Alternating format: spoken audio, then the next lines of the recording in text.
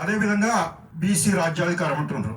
BC రాజ్యాధికారం అనేటటువంటిది ఈ రాష్ట్రంలో ఒకట ఎవరు ఒప్పుకోకపోయినా కానీ అది అనివార్య పరిణామం. దానికి ఏంటంటే దానికి ఎవరిని కోఆర్డినేట్ చేసుకోవాలి, ఎవరిని కంబైన్ చేసుకోవాలి అనేటటువంటిది వ్యూహము, ఆలోచన విధానాలు అన్నీ కూడా ఇప్పుడు బీసీ రాజ్యాధికార సిస్టంలో ఉన్నటువంటి నాయకత్వానికి ఉంది అని చెప్పి గుర్తు చేస్తున్నాను. నేను జనతా పార్టీ సిస్టంలో కూడా రాజకీయాలకు వచ్చిన నేను జనతా పార్టీ సక్సెస్ అయింది. అదేవిధంగా టీడీపీలోకి వెళ్ళిన నేను టీడీపీ సక్సెస్ అయింది. టీఆర్ఎస్ స్వామి ఇవన్నిట్లో కూడా ఫార్మేషన్ ఆఫీస్ బేరండి నేను టీఆర్ఎస్ సక్సెస్ అయింది. అప్పటి నుంచి కూడా నేను బీసీ రాజ్యాధికారాన్ని రిజైన్ చేసి 2007 వచ్చినో ఆ రోజు నుంచి కూడా బీసీ రాజ్యాధికార ఉద్యమంలో పట్టినే పనిచేస్తున్నాను నేను.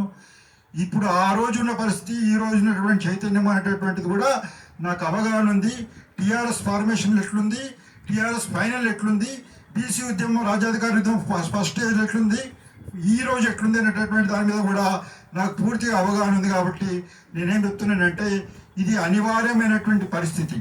అయితే ఇక్కడ ఒకటి ఏంటిదంటే ఈ తెలంగాణ ఉద్యమంలో ఎట్లయితే కేసీఆర్ అనేటటువంటి వ్యక్తి వచ్చేసేసి అధికారం చేయించుకుండో అదే రకంగా ఇప్పుడు కూడా ఉద్యమ నాయకత్వం అనేటటువంటిది కూడా ఒక కరెక్ట్ వ్యక్తుల ద్వారా తీసుకుపోతేనే వచ్చే రాజ్యాధికారంకు శాశ్వతత్వం ఉంటుంది అనేటటువంటి ఉద్దేశంతో మనం పనిచేస్తున్నాం. కాబట్టి ఈ రకంగా జరిగేటటువంటి కార్యక్రమాల్లో కూడా మీరందరూ కూడా, నేను ఒక జయప్రకాష్ నారాయణ పిలుపుతో వచ్చినా కాబట్టి ఆయన కూడా నిస్వార్థంగా పనిచేసిన ఉద్యమం లోపల నేను కూడా అదే ఆత్మతో ఉన్నా కాబట్టి ఈ రాబోయే బీసీ రాజ్యాధికార ఉద్యమం లోపల పనిచేయడానికి సిద్ధంగా ఉన్నా కాబట్టి మీరందరూ కూడా ఆ రకంగా కార్యోన్ముఖులు కావాల్సిందిగా కోరుతూ నాకు ఈ అవకాశం ఇచ్చినందుకు, ఈ మీటింగ్ బుక్ చేసినందుకు అందరికీ కూడా కృతజ్ఞతలు తెలియజేస్తూ ముగిస్తున్నాను.